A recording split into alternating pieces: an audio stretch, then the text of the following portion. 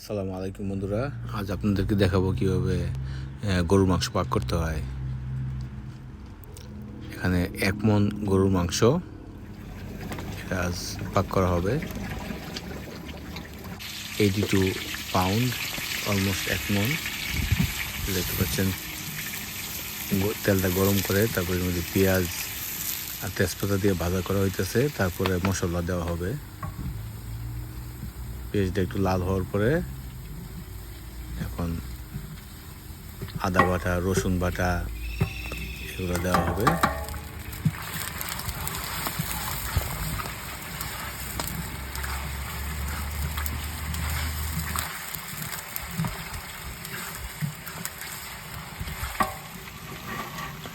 এইসব বাটা মশলাগুলো এখন দেওয়া হইতেছে।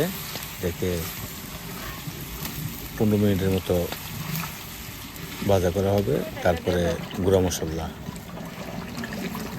সিদ্ধ করার পরে এখন গরুর মাংসটা আধা ঘন্টা পর্যন্ত এটাকে মশলাকে সিদ্ধ করা হয়েছে। এখন গরুর মাংসটা দিয়ে দেওয়া হবে।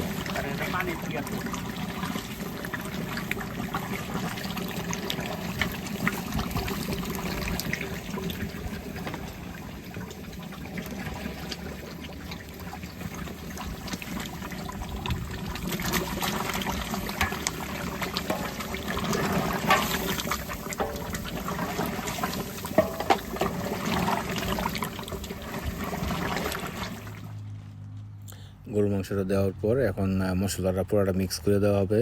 বড় একটা যে দেখুন বৈঠা, হাসানি ডেক্সি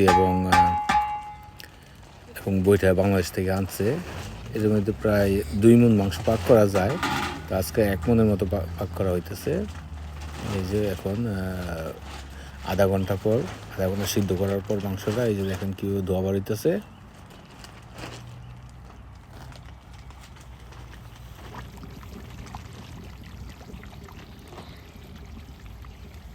মাংস অলমোস্ট হয়ে আছে। এই তো হয়ে গেছে মাংস, গরুর মাংস পাক, মাশাআল্লাহ।